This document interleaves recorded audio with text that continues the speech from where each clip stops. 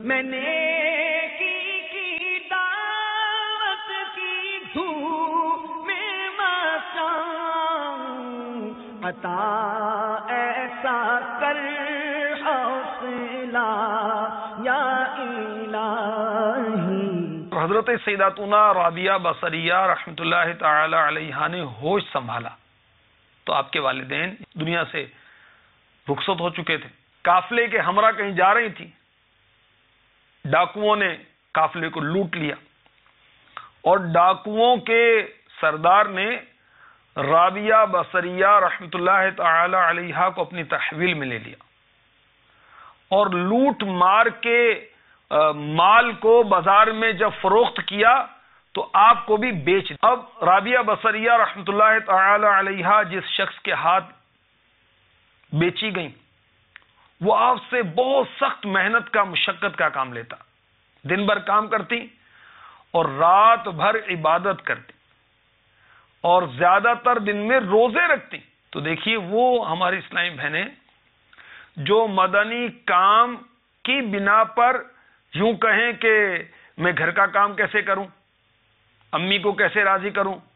ساس نند بھاوج کی کیا ترکیب کروں، گھر کا کام کرنے کا موقع نہیں ملتا، مجھے تو مدنی مشورے کرنے ہوتے ہیں، مجھے تو ہفتے میں ایک مرتبہ علاقائی دورہ کرنا ہوتا ہے، اور کوئی اسلامی بہن کہے کہ میں تو مدرسۃ المدینہ بالغات میں پڑھاتی ہوں، مجھے تو دن کے وقت مدرسۃ المدینہ للبنات جو مدنی منیوں کو اس میں پڑھانا ہوتا ہے۔ سب اچھا، بہت اچھی بات ہے، مگر گھر کا کام کاج جب تک میری اسلامی بہنیں نہیں کریں گی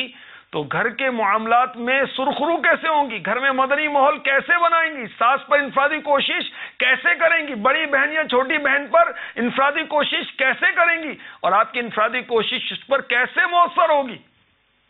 اپنے منصوب کو مدنی ماحول میں کیسے لائیں گی، اسے سنتوں کا عامل کیسے بنائیں گی۔ گھر میں کام کاج کرنے سے صحت بھی اچھی رہے گی اور گھر والوں پر انفرادی کوشش کرنے کے موقع بھی ملیں گے۔ بہرحال جو محرم ہے انہی کی بات ہو رہی ہے۔ رابعہ بصریہ رحمۃ اللہ تعالی علیہ کی راتیں عبادت میں گزرتی۔ آپ ایک رات اللہ کی یاد میں رو رہی تھی، آپ کے رونے کی آواز سن کر آپ کا آقا جاگ گیا۔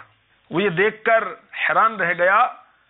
کہ سیدہ رابعہ بصریہ رحمۃ اللہ تعالی علیہ اللہ کے حضور سجدے میں ہیں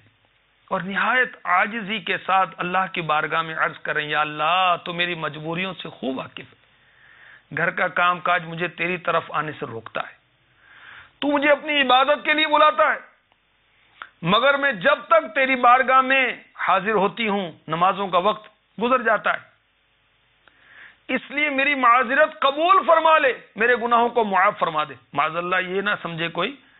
کہ فرض نمازیں آپ کی گزر جاتی تھی، اللہ والوں کی فرض نمازیں کیا، ان کی تو تہجد قضا نہیں ہوتی تھی، اشراق چاش نفل کثرت سے نوافل وہ تو پڑھا کرتے تھے۔ رابعہ بصریہ رحمۃ اللہ تعالی علیہ کا یہ کلام سن کر، عبادت کا منظر دیکھ کر وہ مالک اللہ کے خوف سے لرز گیا اور اس نے فیصلہ کیا کہ اللہ کی اس ولیہ سے اب اس نے خدمت نہیں لینی، اور بہتر یہ ہوگا کہ اب اس کی خدمت کی جائے۔ صبح ہوئی تو وہ آقا رابعہ بصریہ رحمۃ اللہ تعالی علیہ کی خدمت میں حاضر ہوا اور کہا، آج سے آپ میری طرف سے آزاد ہیں، اگر آپ اسی گھر میں ٹھہریں تو میری خوش نصیبی ہوگی، وگرنہ آپ اپنی مرضی کی مالک ہیں۔ بس میری ایک درخواست ہے، میری طرف سے کی جانے والی تمام زیادتیوں کو اس ذات پاک کے صدقے معاف فرما دے جس کی آپ راتوں کو جاگ کر عبادت کرتے۔ یہ سن کر رابعہ بصریہ رحمۃ اللہ تعالی علیہ حجرے سے باہر تشریف لائیں۔ رابعہ بصریہ رحمۃ اللہ تعالی علیہ قید سے آزاد ہوئیں، باہر نکلیں، راستے میں ایک جگہ رک گئیں، نظر اٹھا کر دیکھا تو ایک دینی مدرسہ نظر آیا، آپ تشریف لے گئیں، وہاں پہنچ کر حصول علم کی درخواست کی، قبول کر لی گئی اور آپ کو ان بچیوں کے پاس بٹھا دیا گیا جو علم دین حاصل کر رہی تھیں۔ آپ نے کچھ ہی دنوں میں علوم دینیا میں کمال حاصل کر لیا، پھر آپ محافل ذکر و فکر میں حاضر ہونے لگیں، احادیث یاد کی، دل و جان سے عبادت و ریاضت میں مشغول ہو گئی۔ جب سوتی تو تھوڑی دیر کے بعد اٹھ کھڑی ہوتی اور رونے لگتی اور اپنے نفس کو کہتی تو اتنی دیر اپنے رب سے کیوں غافل ہوا؟ اللہ اکبر۔ ایک بار حضرت سیدنا حسن بصری علی رحمۃ اللہ الکوی، جو آپ کے پیر و مرشد ہیں، رابعہ بصری رحمۃ اللہ تعالی علیہ کے،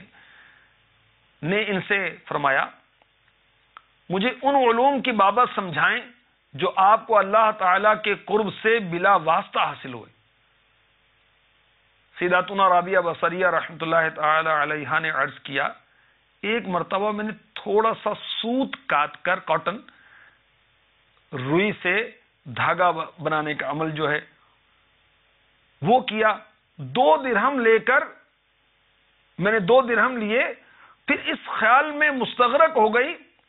اگر میں نے دونوں کو ایک ہی ہاتھ میں لیا تو یہ جوڑا بن جائے گا، اور یہ بات وحدانیت کے خلاف ہے، یعنی اللہ ایک ہے اور میرے ہاتھ میں 2 درہم ہوں تو یہ بات وحدانیت کے خلاف ہے، میری گمراہی کا باعث ہو سکتی ہے۔ فرماتی ہیں بس اس کے بعد میری تمام راہیں کھلتی چلی گئیں، جس کے سبب آج میں اس فضیلت کے مقام پر ہوں۔ یہ روایت تذکرۃ الاولیاء میں منقول ہے، اور تفسیر روح البیان میں لکھا ہے سیدہ رابعہ بصریہ رحمۃ اللہ تعالی علیہ دن رات میں 1000 رکعتیں پڑھا کرتی تھی، 1000۔ اب اللہ تبارک و تعالی رابعہ بصریہ رحمۃ اللہ تعالی علیہ کے صدقے میں ہماری اسلامی بہنوں کو حیا کی چادر عطا فرمائے، عبادت کی توفیق عطا فرمائے، اسلامی بھائیوں کو بھی عبادت و طاعت کی توفیق نصیب ہو جائے، آمین بجاہ النبی الامین صلی اللہ تعالی علیہ وسلم۔ میں نے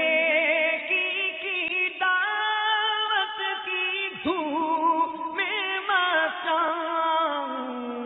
عطا ایسا کر حوصلہ